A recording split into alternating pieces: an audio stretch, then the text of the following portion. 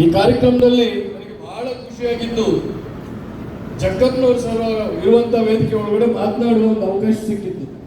ಯಾಕೆಂತ ಹೇಳ್ತೀನಿ, ನಾನು ಅವ್ರನ್ನ ಡಿ.ಆರ್. ಪಾಟೀಲ್ ಸಾಹೇಬ್ರ ಜೊತೆ ಒಳಗಡೆ ತುಂಬಾ ಸತಿ ಭೇಟಿಯಾಗಿದ್ದೆ. ಅನೇಕ ಸತಿ ನನ್ನ ಜೊತೆ ಪಂಚಾಯತ್ ರಾಜ್ ವ್ಯವಸ್ಥೆಯಲ್ಲಿರುವಂತ ಅವ್ಯವಸ್ಥೆಗಳ ಬಗ್ಗೆ, ಅದನ್ನು ಸರಿಪಡಿಸೋದ್ರ ಬಗ್ಗೆ ಮಾತಾಡಿದ್ದಾರೆ.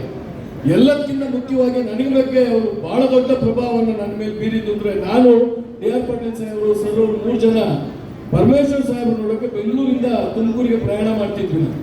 ಆ ಸಂದರ್ಭದೊಳಗಡೆ ಅಂಬೇಡ್ಕರ್ ವಿಚಾರಧಾರೆ ಬಗ್ಗೆ ಮಾತಾಡಕ್ಕೆ ಶುರು ಮಾಡಿದ್ರು. ಅದು ಬಹಳ ದೊಡ್ಡ ಪ್ರಭಾವ ನನ್ನ ಮೇಲೆ ಬಿತ್ತು. ನಾನು ಹೆಚ್ಚು ಅಂಬೇಡ್ಕರ್ ಅವ್ರನ್ನ ಓದ್ಕೊಳ್ಳಿಕ್ಕೆ ಕಾರಣ ಆಗಿದ್ದು ಜಗತ್ನವ್ರು ಸರ್.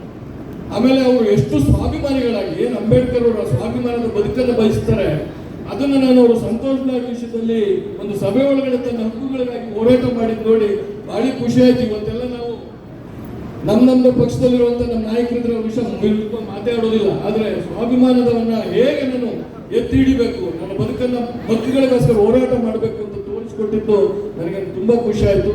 ಹಾಗೆ ಗುರುಮೂರ್ತಿ ಸರ್ ನಾನು ಮರ್ತು ಬಿಟ್ಟಿದ್ದಾರೆ. 10 ವರ್ಷದ ಹಿಂದೆ ನಾನು ಗುಬ್ಬಿ ತಾಲೂಕಿನಲ್ಲಿ ನಿಮ್ಗೆ ಭೇಟಿಯಾಗಿದ್ದೆ. ನಾನು ನಿಮ್ಮ ನೇತೃತ್ವದ DSS ಜಿಲ್ಲಾ ಸಂಘಟನಾ ಕಾರ್ಯದರ್ಶಿಯಾಗಿ ಒಂದು 5 ವರ್ಷ ಕೆಲಸ ಮಾಡಿದ್ದೆ. ಆಮೇಲೆ ನಾನು ಪಂಚಾಯತ್ ರಾಜ್ ವ್ಯವಸ್ಥೆ ಬಂದಿದ್ದ ಈ ಚಳುವಳಿ ಮುಂದುವರಿಕೆ ಆಗಲಿಲ್ಲ ನನಗೆ. ಬಂಧುಗಳೇ, ನಾನು ವೇದಿಕೆ ಮೇಲಿರುವಂತ ಎಲ್ಲ ಹೋರಾಟಗಾರರಿಗೆ ನಮಸ್ತಾ. ನೇರವಾಗಿ ನಾನು ವಿಷಯಕ್ಕೆ ಬರ್ತೇನೆ. ಬಾಬಾ ಸಾಹೇಬ್ ಅಂಬೇಡ್ಕರ್ ಅವರು 1949 ನವೆಂಬರ್ 25 ದಿನ ಅವರ ಕೊನೆಯ ಭಾಷಣವನ್ನ, ಸಂವಿಧಾನವನ್ನ ಅರ್ಪಣೆ ಮಾಡಿದಂತ ಭಾಷಣದ ದಿನ ನಮ್ಗೆ ಹೇಳ್ತಾರೆ, ನಾವು ಭಾರತ ಒಂದು ವೈರುಧ್ಯದ ವ್ಯವಸ್ಥೆಗೆ ಪಾದಾರ್ಪಣೆ ಮಾಡ್ತಿದೆ. ಒಂದ್ ಕಡೆ ನಮಗೆ ಪೊಲಿಟಿಕಲ್ ಫ್ರೀಡಮ್ ಅಂದ್ರೆ ರಾಜಕೀಯ ಸ್ವಾತಂತ್ರ್ಯ ಸಿಕ್ಕರೆ, ಇನ್ನೊಂದ್ ಕಡೆ ಆರ್ಥಿಕ ಮತ್ತು ಸಾಮಾಜಿಕ ಸ್ವಾತಂತ್ರ್ಯ ಇಲ್ಲದಂತ ಒಂದು ಸ್ಥಿತಿಗೆ ನಾವು ಎಂಟರ್ ಆಗ್ತಿದ್ದೀವಿ. ಈ ವೈರುಧ್ಯವನ್ನ ಅಡ್ರೆಸ್ ಮಾಡೋದು ಹೇಗೆ?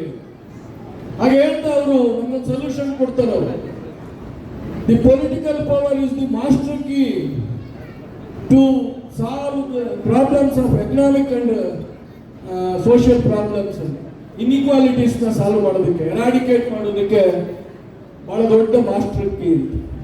ಅದನ್ನ ಈ ದೇಶದಲ್ಲಿ ಬಹಳ ದೊಡ್ಡ ಮಟ್ಟದಲ್ಲಿ ಎಲ್ಲ ಸಮುದಾಯಗಳಿಗೆ ಕೊಟ್ಟಿದ್ದು ಯಾವ್ದಾದ್ರು ಇದ್ರೆ ಅದು ಪಂಚಾಯತ್ ರಾಜ್ ವ್ಯವಸ್ಥೆ. ಅದರಲ್ಲೂ ಜಕ್ಕಪ್ಪನವ್ರು ಸರ್ ಹೇಳಿದಾಗೆ ಬಸವಣ್ಣನವರು ಮತ್ತು ಇವರು ಇಬ್ರು ಸೇರಿ ಏನು 73ನೇ ತಿದ್ದುಪಡಿ ಒಳಗಡೆ ಅಧ್ಯಕ್ಷ ಸ್ಥಾನಕ್ಕೆ, ಉಪಾಧ್ಯಕ್ಷ ಸ್ಥಾನಕ್ಕೆ ಮೀಸಲಾತಿಯನ್ನ ಕೊಡಿಸ್ಕೊಟ್ರಲ್ಲ, ಅದು ಬಹಳ ದೊಡ್ಡ ಬದಲಾವಣೆ, ನಿಜವಾದ ಮಾಸ್ಟರ್ ಸ್ಟ್ರೋಕ್ ಅದು. ಯಾಕೆಂದ್ರೆ ಮೀಸಲಾತಿ ಇತ್ತು. ಅಬ್ದುಲ್ ನಜೀರ್ ಸಾಹೇಬರು, ರಾಮಕೃಷ್ಣ ಹೆಗಡೆ ಅವರು ಮಾಡಿದಂತ ಪ್ರಯೋಗದಲ್ಲಿ ಇಲ್ಲಿ ಕೇವಲ ಸದಸ್ಯತ್ವ ಸ್ಥಾನಕ್ಕೆ ಮೀಸಲಾತಿ ಇತ್ತು, ಅಧ್ಯಕ್ಷ ಸ್ಥಾನಕ್ಕೆ ಮೀಸಲಾತಿ ಇರಲಿಲ್ಲ. ಅವತ್ತಿನ ಮಂಡಲ್ ಪಂಚಾಯತ್ ಯುಗದಲ್ಲಿ ನೀವು ಪ್ರಧಾನರುಗಳು ನೋಡಿ, ಎಲ್ಲ ಮುಂದುವರೆದ ಜನಾಂಗಗಳು ಅಂತ ತಮ್ಮನ್ನು ತಾವು ಘೋಷಣೆ ಮಾಡ್ಕೊತಾರೆ. ಅವ್ರು ಮಾತ್ರ ಇದ್ರು. ಸಬಲೋಗಿದ್ರು ಯಾರಿದ್ರು, ಅಧಿಕ ಆಸ್ತಿವಂತರು ಯಾರಿದ್ರು, ಗೌಡರು ಪಟೇಲರು ಇದ್ರು, ಅವ್ರ ಕೈಲಿತ್ತು ಆಡಳಿತ. ಯಾವುದೇ ಒಂದೇ ಒಂದು ನಮ್ಮ ದೇವೇಗೌಡರು ಯಾವಾಗಲೂ ಹೇಳ್ತಾರೆ, ನಾನೊಬ್ಬ ಹಿಂದುಳಿದ ಪರಿಶಿಷ್ಟ ಜಾತಿಯನ್ನು ಜಿಲ್ಲಾ ಪಂಚಾಯತ್ ಅಧ್ಯಕ್ಷ ಮಾಡಿದ್ದೆ ಅಂತ. ಅದನ್ನು ನಮಗೆ ನೋಡೋದು ಅವ್ರ ಮನೆಯಲ್ಲೇ ಜಗಳ, ಇಬ್ರು ನೆಂಟರಸ್ಥರನ್ನೇ ಅಧ್ಯಕ್ಷ ಆಗಬೇಕು ಅಂತ ರೇವಣ್ಣ ಅವರು ಮತ್ತು ಇನ್ನೊಬ್ಬರ ನಡುವೆ ನಡೆದ ಜಗಳದ ಕಾರಣಕ್ಕೆ ಒಂದು ಕಾಂಪ್ರಮೈಸ್ ಕ್ಯಾಂಡಿಡೇಟ್ ಮಾಡಿದ್ರು. ಅಂದ್ರೆ ಎಷ್ಟು ಕಷ್ಟ. ಆದ್ರೆ ಪಂಚಾಯತ್ ರಾಜ್ ವ್ಯವಸ್ಥೆ 73ನೇ ತಿದ್ದುಪಡಿ ರಾಜೀವ್ ಗಾಂಧಿ ನಾವು ಜ್ಞಾಪಿಸ್ಕೊಳ್ಬೇಕಾಗ್ತದೆ. ಯಾರು ನಮ್ಮ ಪರವಾಗಿ ಧ್ವನಿ ಮಾಡಿದ್ರು ಅವ್ರಿಗೆ ಜ್ಞಾಪಿಸ್ಕೊಳ್ಬೇಕಾಗ್ತದೆ. ಕಾರಣೀಭೂತ ಇವರಿಬ್ಬರಾಗಿದ್ದು ನನಗೆ ಗೊತ್ತಿರಲಿಲ್ಲ ಸರ್. ನಾನು ಇವತ್ತು ವೇದಿಕೆಗೆ ಬಂದಿದ್ದಕ್ಕೆ ಸಾರ್ಥಕ ಆಯ್ತು. ನಿಮ್ಮ ಕೊಡುಗೆ ಅರ್ಥ ಆಯ್ತು. ಬಹಳ ದೊಡ್ಡ ಕೊಡುಗೆಯನ್ನ ನೀವು ಕೊಟ್ಟಿದ್ದೀರಿ. ಬಾಬಾ ಸಾಹೇಬ್ ಅಂಬೇಡ್ಕರ್ ಸಂವಿಧಾನದ ಮೂಲಕ ನ್ಯಾಯವನ್ನು ಒದಗಿಸಿದ್ರು, ಅದಕ್ಕೆ ದೊಡ್ಡ ನ್ಯಾಯವನ್ನು ಅಧ್ಯಕ್ಷ ಸ್ಥಾನಕ್ಕೆ. ಇವತ್ತು ರಾಜ್ಯದಲ್ಲಿ ಒಬ್ಬರು ಮುಖ್ಯಮಂತ್ರಿ ಮಾಡ್ಲಿಕ್ಕೆ ಸಾಧ್ಯ ಆಗ್ತಾ ಇಲ್ಲ, ಇಷ್ಟು ದೊಡ್ಡ ಧ್ವನಿದು.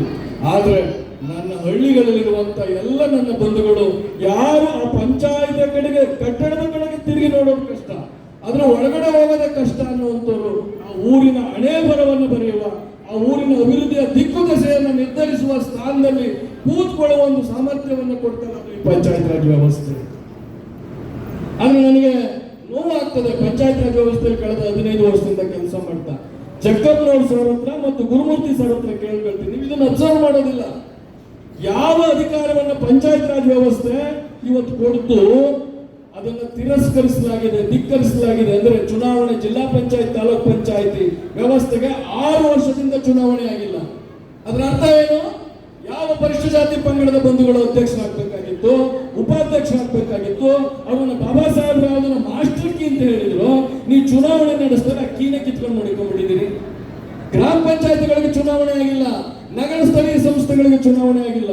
ಸರ್, ಸೆಪ್ಟೆಂಬರ್ 30ರಷ್ಟಕ್ಕೆ ಕರ್ನಾಟಕದಲ್ಲಿರುವಂತಹ ನಗರ ಸ್ಥಳೀಯ ಸಂಸ್ಥೆಗಳಿಗೂ ಚುನಾವಣೆ ನಡೆಯೋದಿಲ್ಲ. ಕರ್ನಾಟಕದಲ್ಲಿ ಯಾವುದೇ ಸ್ಥಳೀಯ ಸರ್ಕಾರಗಳು ಅಸ್ತಿತ್ವದಲ್ಲಿರೋದಿಲ್ಲ. ಅದರ ಅರ್ಥ ಕರ್ನಾಟಕದಲ್ಲಿರುವಂತಹ ಪರಿಶಿಷ್ಟ ಜಾತಿ ಮತ್ತು ಪಂಗಡದ ಬಂಧುಗಳು, ಹಿಂದುಳಿದ ವರ್ಗಗಳ ಬಂಧುಗಳು, ಎಲ್ಲದಕ್ಕಿಂತ ಮುಖ್ಯವಾಗಿ ಹೊಸಲನ್ನೇ ದಾಟದ ಹೆಣ್ಣು ಮಗಳು ಅಧಿಕಾರವನ್ನು ನಡೆಸುತ್ತಿರುವಂತಹ 50% ಹೆಣ್ಣು ಮಕ್ಕಳನ್ನ ರಾಜಕೀಯ ಅಧಿಕಾರದಿಂದ ದೂರ ಇಡುವ ಕೆಲಸ ವ್ಯವಸ್ಥಿತವಾಗಿ ಆಗ್ತಿದೆ. ಇದು ಬಹಳ ದೊಡ್ಡ ಹೋರಾಟ ಮಾಡಬೇಕಾದಂತ ವಿಷಯ. ನಮಗೆ ರಾಜಕೀಯ ಅಧಿಕಾರವೇ ಇಲ್ದಿದ್ರೆ, ನಮಗೆ ತೀರ್ಮಾನ ಮಾಡುವ ಸ್ಥಾನದಲ್ಲೇ ನಾನು ಕುಂಡ್ರಿಸ್ತಿದ್ರೆ ನಾನೊಬ್ಬ ಫಲಾನುಭವಿಯಾಗಿ ಉಳ್ಕೊಂಡ್ಬಿಡ್ತೀನಿ. ಇವತ್ತು ನಮ್ಮನ್ನ ಸ್ವತಂತ್ರ ಬಂದಾಗಲಿಂದ ಫಲಾನುಭವಿ ಮಾಡಿದ್ದಾರೆ. ನಮ್ಮ ಮಾತುಗಳು ಹಾಗೆ ಇರ್ತವೆ. ನನಗೆ ನಿವೇಶನ ಕೊಡಬೇಕು, ನನಗೆ ಮನೆ ಕೊಡಬೇಕು, ನನಗೆ ಸ್ಕೂಲ್ ಕಟ್ಟಿಸ್ಕೊಡ್ಬೇಕು. ನಾನು ಹೇಳ್ತೀನಿ, ಸಂವಿಧಾನ ಬಾಬಾ ಸಾಹೇಬ್ ಅಂಬೇಡ್ಕರ್ ಬರ್ಕೊಟ್ಟಿದ್ದು ನೀವು ಫಲಾನುಭವಿ ಆಗಿ ಅಂತ ಅಲ್ಲ. ಸರ್ ಒಂದು ಮಾತು ಹೇಳಿದ್ರು, ಕೃಷ್ಣಪ್ಪನವರು ಇಲ್ಲಿ ಕೊನೆ ಉಸಿರನ್ನು ಹೇಳಿದ್ರು, ಇಲ್ಲೊಂದು ದೊಡ್ಡ ಆಂದೋಲನ ಆಗ್ಬೇಕು ಅಂತ. ನಾನು ಆಂದೋಲನ ಏನಾಗ್ಬೇಕಂತಂದ್ರೆ, ಇಲ್ಲಿ ನನಗೆ ಬೇಡಿಕೆಗಳನ್ನಿರುವ ಆಂದೋಲನ ಆಗಬಾರ್ದು. ನಾನು ಫಲಾನುಭವಿ ಅಲ್ಲ, ನಾನು ಭಾಗಿದಾರ. I am not a beneficiary. ನಾನು ನೀವು ಕೊಡೋ ತಗೊಳ್ಳೋದಕ್ಕಿಲ್ಲ. ನಾನು ಏನು ಕೊಡಬೇಕು, ನನಗೆ ಏನು ಬೇಕು ಅಂತ ತೀರ್ಮಾನ ಮಾಡುವ ಅಧಿಕಾರವನ್ನು ಸಂವಿಧಾನ ಕೊಟ್ಟಿದೆ, ಪಂಚಾಯತ್ ರಾಜ್ ವ್ಯವಸ್ಥೆ ಕೊಟ್ಟಿದೆ. ಅಲ್ಲಿ ನನಗೆ ಅಧಿಕಾರ ಮಾಡುವಂತ ಅವಕಾಶವನ್ನು ನೀವು ಕಿತ್ಕೊಡ್ದು ನನಗೆ ಕೊಡಬೇಕು. ಹಾಗಾದ್ರೆ ಪಂಚಾಯತ್ ರಾಜ್ ವ್ಯವಸ್ಥೆ ಏನೆಲ್ಲ ಅವಕಾಶಗಳನ್ನು ಕೊಟ್ಟಿದೆ? ಪೊಲಿಟಿಕಲ್ ಪವರ್, ಮೊದಲನೇದು ಅಧ್ಯಕ್ಷ ಆಗ್ಬೋದು, ನೀವು ಉಪಾಧ್ಯಕ್ಷಗಳನ್ನ ಆಗ್ಬೋದು. ಎಲ್ಲದಕ್ಕಿಂತ ದೊಡ್ಡದು ಸಾಮಾಜಿಕ ನ್ಯಾಯ ಸಮಿತಿ ಅಧ್ಯಕ್ಷರಾಗ್ತೀವಿ ನಾವು. ನಮಗೆ ದುರಂತ ಅನ್ಸುತ್ತೆ, 3ನೇ 6ನೇ ತಲೆಮಾರು 7ನೇ ತಲೆಮಾರು ಚುನಾವಣೆ ಆಗ್ತದೆ. 73ನೇ ತಿದ್ದುಪಡಿ ಆದ್ಮೇಲೆ 6 ಆಡಳಿತಾವಧಿಗಳು ಮುಗಿದು ಈಗ 7ನೇದಕ್ಕೆ ಚುನಾವಣೆಗೆ ಹೋಗ್ತಾ ಇದ್ದೀವಿ. ಮೀಸಲಾತಿ ಇದೆ, ಅಧ್ಯಕ್ಷ ಸ್ಥಾನ ಕೊಟ್ಟಿದ್ದಾರೆ, ಉಪಾಧ್ಯಕ್ಷ ಸ್ಥಾನ ಕೊಟ್ಟಿದ್ದಾರೆ, ಸಾಮಾಜಿಕ ನ್ಯಾಯ ಸಮಿತಿ ಅಧ್ಯಕ್ಷರಾಗ್ತಿದ್ದೀವಿ. ನಮ್ಮ ಯಾವ ಕಾರಣಕ್ಕಾಗಿ ಮೀಸಲಾತಿನ ಬಾಬಾ ಸಾಹೇಬ್ ಅಂಬೇಡ್ಕರ್ ನನಗೆ ಕೊಟ್ಟರು? 1933ರಲ್ಲಿ ಬಾಂಬೆ ಪ್ರಾಂತೀಯ ಸರ್ಕಾರದಲ್ಲಿ ಅಸೆಂಬ್ಲಿಯಲ್ಲಿ ನಿಂತು ಬಾಬಾ ಸಾಹೇಬರು ಮಾತಾಡ್ತಾರೆ, ನಾವೆಲ್ಲ ಜ್ಞಾಪಿಸ್ಕೊಳ್ಬೇಕು. ಅವತ್ತು ಅಂದಿನ ಪಂಚಾಯತ್ ರಾಜ್ ಸಚಿವರು ಬಾಂಬೆ ಪ್ರಾಂತೀಯ ಸರ್ಕಾರದ ಒಳಗಡೆ ಒಂದು ಪಂಚಾಯತ್ ರಾಜ್ ಬಿಲ್ ಅನ್ನ ಮಂಡಿಸ್ತಾರೆ. ಆ ಬಿಲ್ಲಿನ ಪರವಾಗಿ ಮಾತನಾಡುವಂತ ಬಾಬಾ ಸಾಹೇಬರು ಹೇಳ್ತಾರೆ, I am for revolution, I am for revolution of power provided. ಇದು ಬಹಳ ಮುಖ್ಯ. My people are given special provision to fight for their rights. ನಾನು ವಿಕೇಂದ್ರೀಕರಣ ವ್ಯವಸ್ಥೆ ಪರವಾಗಿದ್ದೇನೆ, ಪಂಚಾಯತ್ ರಾಜ್ ವ್ಯವಸ್ಥೆ ಪರವಾಗಿರ್ತೇನೆ. ಆದರೆ ನನ್ನ ಜನಗಳಿಗೆ ಅವರ ಅಧಿಕಾರಗಳ ಪರವಾಗಿ ಹೋರಾಡಲಿಕ್ಕೆ ಬೇಕಾದಂತ ವಿಶೇಷ ಅಧಿಕಾರವನ್ನ ಸ್ಥಾನಮಾನವನ್ನು ಕೊಡೋದಾದ್ರೆ ಅದು ಇವತ್ತು 73ನೇ ತಿದ್ದುಪಡಿ ಮೂಲಕ ಸಾಕಾರಾಗಿದೆ. ಮೀಸಲಾತಿ ಕ್ಷೇತ್ರದಲ್ಲಿ ಯಾವ್ಯಾವ ಕೇಳ್ತೀವಿ? ಅಂಬೇಡ್ಕರ್ ಸಾಹೇಬರು ಏನ್ ಹೇಳಿದ್ ನಮಗೆ? ನಮ್ಮ ಗುರುಗಳು ನಮಗೆ ದಾರಿ ತೋರಿದ, ನಮಗೆ ಶಕ್ತಿ ತೋರಿದಂತ ಗುರುಗಳು ಏನೇನು ಹೇಳಿದ್ದು? ನನ್ನ ಜನರ ಪರವಾಗಿ ಹೋರಾಟ ಮಾಡಲಿಕ್ಕೆ, ನನ್ನ ಹಕ್ಕುಗಳಿಗಾಗಿ ಧ್ವನಿ ಮಾಡಲಿಕ್ಕೆ ನನಗೆ ಮೀಸಲಾತಿ ಮೂಲಕ ಅಲ್ಲಿ ಜಾಗವನ್ನ ಕೊಟ್ಟಿದ್ದಾರೆ. ಎಷ್ಟು ಜನ ಅದ್ರ ಪರವಾಗಿ ಧ್ವನಿ ಆಗ್ತಿದೀವಿ ನಾವು? 30 ವರ್ಷದಿಂದ ಮೀಸಲಾತಿ ಇದೆ. ನಾವು ಪ್ರತಿ ಪಂಚಾಯತಿಲಿ 25% ಜನ SC/ST ಹೋಗ್ತೀವಿ, ನಾವು 33% OBC ಹೋಗ್ತೀವಿ, 50ರಷ್ಟು ಮಹಿಳೆಯರಿದ್ದೇವೆ. ನಮ್ಮ ಹಕ್ಕುಗಳಿಗಾಗಿ ಹೋರಾಟ ಮಾಡಿದ್ದೇವಾ? ಧ್ವನಿ ಮಾಡಿದ್ದೇವಾ? ಯಾರು ನಿರ್ಧಾರ ಮಾಡ್ತಿದ್ದಾರೆ? ನಾವು ಭಾಗಿದಾರಲ್ವಾ ಅಲ್ಲಿ? ನಮಗೆ ನನ್ನ ಸಹಿ ಮುಖ್ಯ ಅಲ್ವಾ? ನನ್ನ ಅನಿಸಿಕೆ ಮುಖ್ಯ ಅಲ್ವಾ? ನಿರ್ಣಯದಲ್ಲಿ ನನ್ನ ಒಪಿನಿಯನ್ ಬಹಳ ಮುಖ್ಯ ಅಲ್ವಾ? ಅದು ದಾಖಲು ಮಾಡ್ತಾ ಇದ್ದೀವಿ ನಾವು? ಮಾಡ್ತಾ ಇಲ್ಲ. ಹೇಡಿಕೆಯಲ್ಲಿ ವಚನ ಇದೆ ಅಂತ ಆಗಲ್ಲ. ನಮ್ಮ ಕಡೆ ಒಂದು ಗಾದೆ ಇದೆ, ಹೇಡಿಕೆಯಲ್ಲಿ ವಚನ ಇದೆ ನನ್ನ ಕೈಲಿ ಇರ್ಬೋದು. ಬಾಬಾ ಸಾಹೇಬ್ ಅಂಬೇಡ್ಕರ್ ನನಗೆ ಸ್ಥಾನ ಕೊಡಿಸಿರ್ಬೋದು, 73ನೇ ತಿದ್ದುಪಡಿ ನನಗೆ ಅಧಿಕಾರ ಕೊಟ್ಟಿರ್ಬೋದು. ನಾನು ಭಾಗಿದಾರನಾಗಿ ನನ್ನ ಹಕ್ಕುಗಳಿಗೋಸ್ಕರ ಹೋರಾಟ ಮಾಡ್ತಿದ್ರೆ, ನಿರ್ಣಯವನ್ನು ಮಾಡದಿದ್ರೆ ಯಾವುದೇ ವ್ಯವಸ್ಥೆ ನಮಗೆ ಶಕ್ತಿ ತುಂಬಲಿಕ್ಕೆ ಸಾಧ್ಯ ಇಲ್ಲ. ಒಂದು ವೇಳೆ ಇವತ್ತು ಎಲ್ಲ ವ್ಯವಸ್ಥೆ ಬಾಬಾ ಸಾಹೇಬ್ರು ಎಲ್ಲ ಬರ್ಕೊಂಡ್ಬಿಟ್ಟಿದ್ದಾರೆ, ಏನು ಬಿಟ್ಟೋಗಿಲ್ಲ ಅವರು. ಬಾಬಾ ಸಾಹೇಬರು ಕೊಟ್ಟಂತ ಸಂವಿಧಾನ ಪ್ರಪಂಚದಲ್ಲಿ ನಮ್ಮ ಜೊತೆನೆ 6 ಸಂವಿಧಾನಗಳನ್ನು ಬರೆಯಲಾಯಿತು. ಇವತ್ತು ಭಾರತದ ಒಂದೇ ಸಂವಿಧಾನ ಇವತ್ತು ಉಳ್ಕೊಂಡಿರೋದು, ಎಲ್ಲವೂ ಬದಲಾಗಿದ್ದಾರೆ. ಎಲ್ಲ ಹೊಸ ಸಂವಿಧಾನಗಳನ್ನು ಬರ್ಕೊಂಡಿದ್ದಾರೆ. ಇನ್ನು 100 ವರ್ಷಕ್ಕೂ ಈ ಸಂವಿಧಾನ ಉತ್ತರ ಹೇಳ್ತದೆ ನಮ್ಮ ಸಮಸ್ಯೆಗಳಿಗೆ. ಅಂತ ಸಂವಿಧಾನ ಕೊಟ್ಟಿರುವಂತಹ ಹಕ್ಕುಗಳನ್ನು ನಾವು ಚಲಾಯಿಸ್ತಾ ಇದ್ದೇವಾ? ಏನನ್ನೇ ಅದು ಸರ್ ಮೀಸಲಾತಿ ಕೊಟ್ಬಿಟ್ರು, ನಾವು ಯಾರನ್ನ ಆಯ್ಕೆ ಮಾಡಿ ಕಳಿಸ್ತೀವಿ, ರೆಪ್ರೆಸೆಂಟೇಟಿವ್ಸ್ ಹೋಗ್ಬಿಡ್ತಾರೆ, ನನ್ನ ಪ್ರತಿನಿಧಿಗಳು ಹೋಗ್ತಾರೆ, ಜನರಾಗಿ ನನಗೆಲ್ಲ ಅಧಿಕಾರ ಇದೆ, ನಾನು ಎಲ್ಲಿ ಭಾಗಿದಾರನಾಗಬೇಕು? 5 ವರ್ಷ ಓಟ್ ಹಾಕ್ಬಿಟ್ರೆ ಇನ್ನು 5 ವರ್ಷ ಆದ್ಮೇಲೆ ಅವ್ರು ಹೇಳ್ದಂಗೆ ಕೇಳಬೇಕು ಸರ್, ಅವ್ರು ಕೊಟ್ರೆ ಇಸ್ಕೋಬೇಕು ಸರ್, ಕೊಡದಿದ್ರೆ ಇಲ್ಲ. ಸುಳ್ಳದು. ನಮ್ಮ ಪಂಚಾಯತ್ ರಾಜ್ ವ್ಯವಸ್ಥೆ, ಭಾರತದ ಸಂವಿಧಾನ ನಿಮಗೆ ಗ್ರಾಮ ಸಭೆಗಳನ್ನ ಕೊಟ್ಟಿದೆ, ಗ್ರಾಮ ಸಭೆಗಳನ್ನ ಕೊಟ್ಟಿದೆ. ಗ್ರಾಮ ಸಭೆ ನಿಮ್ಮ ಹಳ್ಳಿಯ ವಿಧಾನಸಭೆ. ಏನು ಜಕ್ಕಪ್ಪನವ್ರು ಸರ್ ಹೋಗಿ ವಿಧಾನ ಪರಿಷತ್ತಿನಲ್ಲಿ ರಾಜ್ಯದ ಧ್ವನಿ ಆಗ್ತಾರೆ, ನಿಮ್ಮೂರಿನ 18 ವರ್ಷ ತುಂಬಿದ ನೀವು ನಿಮ್ಮ ಕೊನೆಯ ಉಸಿರಿನ ತನಕ ನಿಮ್ಮೂರಿನ ವಿಧಾನಸಭೆ ಎನ್ನುವ ಗ್ರಾಮ ಸಭಾದಲ್ಲಿ ಆಜೀವ ಸದಸ್ಯರಿದ್ದೀರಿ. ಜಕ್ಕಪ್ಪನವ್ರು ಸರ್ ಏನು ವಿಧಾನ ಪರಿಷತ್ ಧ್ವನಿ ಮಾಡ್ತಾರೆ, ಅದೇ ಧ್ವನಿಯನ್ನ ನಿಮ್ಮೂರಿನ ಗ್ರಾಮ ಸಭಾದಲ್ಲಿ ನೀವು ಮಾಡಬೇಕು. ನಾವು ಭಾಗಿಯಾಗ್ತಿದೀವ? ಇಲ್ಲೆಲ್ಲ ಬಹುತೇಕ ಹೋರಾಟಗಾರರಿದ್ದೀವಿ. ಎಷ್ಟು ಜನ ನಮ್ಮೂರಿನ ಗ್ರಾಮ ಸಭೆಗಳನ್ನ ಭಾಗವಹಿಸ್ತಾ ಇದ್ದೀವಿ? ನಾವೆಲ್ಲ ಬಂದು ನಮ್ಮ DC ಕಚೇರಿ ಮುಂದೆ, ವಿಧಾನಸೌಧದ ಮುಂದೆ ನಮ್ಮ ಹಕ್ಕುಗಳಿಗೆ ಹೋರಾಟ ಮಾಡ್ತೀವಿ. ನಮ್ಮೂರಿನ ಗ್ರಾಮ ಸಭೆಯಲ್ಲಿ ಸಂವಿಧಾನ ಕೊಟ್ಟಿರುವ ನನ್ನ ಅಧಿಕಾರವನ್ನು ಬಳಸಿ ನಮ್ಮ ಊರಿನ ಅಭಿವೃದ್ಧಿಗಾಗಿ ಭಾಗಿದಾರರಾಗ್ತಿದ್ದೀವ? ಫಲಾನುಭವಿಗಳಾಗಿ ಬದಲಾವಣೆ ಆಗೋದು. ಈ ಮೈಂಡ್ ಸೆಟ್ ಎಲ್ಲಿನ ತನಕ ನಮ್ಮ ಮನಸ್ಥಿತಿ ಬದಲಾಗೋದಿಲ್ಲ, ಅಲ್ಲಿನ ತನಕ ಯಾರನ್ನೇ ಗೆಲ್ಲಿಸಿ ಅವರು ನಿಮ್ಮನ್ನ ಕೇವಲ ಫಲಾನುಭವಿಗಳನ್ನಾಗಿ ಮಾಡಿಕೊಂಡು ಆಯಾ ಕ್ಷಣಕ್ಕೆ ನಿಮಗೆ ಖುಷಿ ಪಡಿಸುವ ಕೆಲಸ ಮಾಡ್ತಾರೆ. ಆದ್ರೆ ಇದು ಹೊಸದಾಗಿ ಸೃಷ್ಟಿಯಾಗಬೇಕಾಗಿಲ್ಲ. ಬಾಬಾ ಸಾಹೇಬ್ ಸಂವಿಧಾನದಲ್ಲಿ ಬರೆದಿಟ್ಟು 73ನೇ ತಿದ್ದುಪಡಿ ಮೂಲಕ ನಮಗೆ ರಾಜೀವ್ ಗಾಂಧಿ ಅವರು, ಜಕ್ಕಪ್ಪನವರಂತ ಹಿರಿಯರು ಆ ಕಾನೂನನ್ನ ಮಾಡಿ ಅಧಿಕಾರವನ್ನು ಕೊಟ್ಟಿದ್ದಾರೆ. ಅಲ್ಲಿ ಭಾಗಿಯಾಗಬೇಕು. ನೀವು ಕೇಳಬಹುದು, ಇವತ್ತು ಹಳ್ಳಿಗಳಲ್ಲಿ ಸಾಮಾಜಿಕ ನ್ಯಾಯ ಇಲ್ಲ ಸರ್, ಆರ್ಥಿಕ ನ್ಯಾಯ ಇಲ್ಲ ಸರ್, ನಾವು ಹೇಗೆ ಭಾಗವಹಿಸೋದು? ಅದಕ್ಕೆ ಜಕ್ಕಪ್ಪನವರು 3H ಸೇರಿಸಿದ್ದು. ಅವರು ನಮ್ಮೂರಲ್ಲಿ ನಮ್ಮ ಗೌಡರು ಬಿಡೋದಿಲ್ಲ, ನಮ್ಮ ಪಟೇಲರು ಬಿಡೋದಿಲ್ಲ ಮಾತಾಡೋದಕ್ಕೆ, ನಾನು ಸ್ವತಂತ್ರವಾಗಿ ಮಾತಾಡೋದಕ್ಕೆ ಅವ್ರ ಸವಾಸನೆ ಬೇಡ. ಬನ್ನಿ 3H ಪರಿಷ್ಠ ಜಾತಿ ಮತ್ತು ಪಂಗಡದವರಿಗೆ ಒಂದು ವಿಶೇಷ ಗ್ರಾಮ ಸಭೆಯನ್ನು ಮಾಡಿ, ಅಲ್ಲಿ SCPTSB ಒಂದೇ ಅಲ್ಲ ಸರ್, ಆ ಊರಿನ ಎಲ್ಲ ಅಭಿವೃದ್ಧಿ ವಿಷಯಗಳನ್ನ ಮುಕ್ತವಾಗಿ ಮಾತಾಡ್ಲಿಕ್ಕೆ. ಅಲ್ಲಿ ಬರೀ 25% ಹಣದ ಮಾತ್ರ ನೀವು ಚರ್ಚೆ ಮಾಡಬೇಕಾಗಿಲ್ಲ, 25 ಹಣವನ್ನ ಅಲ್ಲಿ ಚರ್ಚೆ ಮಾಡಬೇಕು. ಬಹಳ ಪ್ರಮುಖವಾಗಿ ಊರಿನ ಎಲ್ಲ ವಿಷಯಗಳಲ್ಲಿ ತಮ್ಮ ಅಭಿಪ್ರಾಯಗಳನ್ನು ಹೇಳಿ ನಿರ್ಣಯ ಮಾಡುವಂತ ಎಲ್ಲ ಅವಕಾಶ ಮತ್ತು ಅಧಿಕಾರವನ್ನು ಗ್ರಾಮ ಸಭೆ ಕೊಟ್ಟಿದೆ.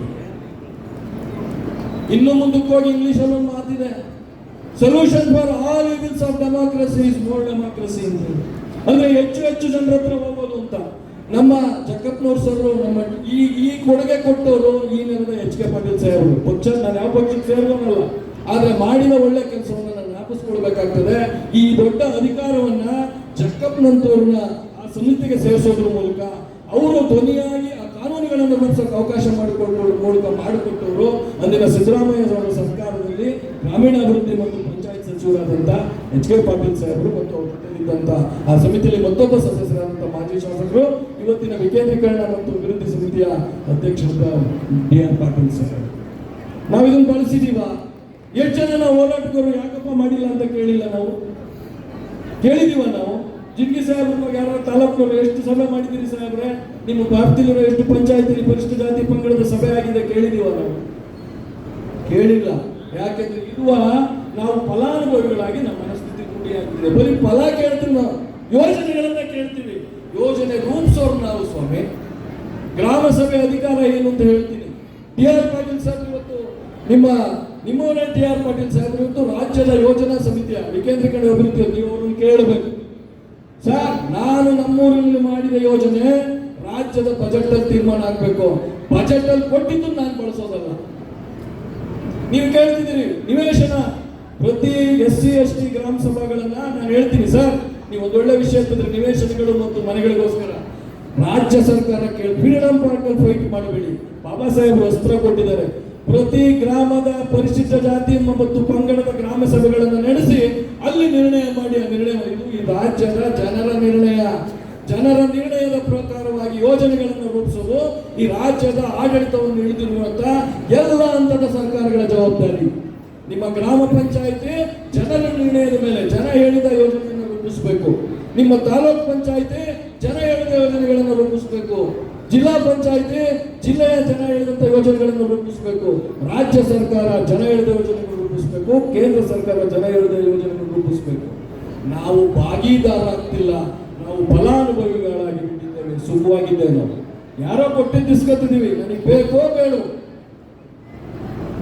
ಇದು ಬದಲಾಗಬೇಕು. ಆ ಚಳುವಳಿಯನ್ನ ಗುರುಮೂರ್ತಿ ಸರ್ ಇಲ್ಲಿ ಪ್ರಾರಂಭ ಮಾಡಬೇಕು. ನಾವು ಭಾಗಿದಾರರು, ಫಲಾನುಭವಿಗಳಲ್ಲ.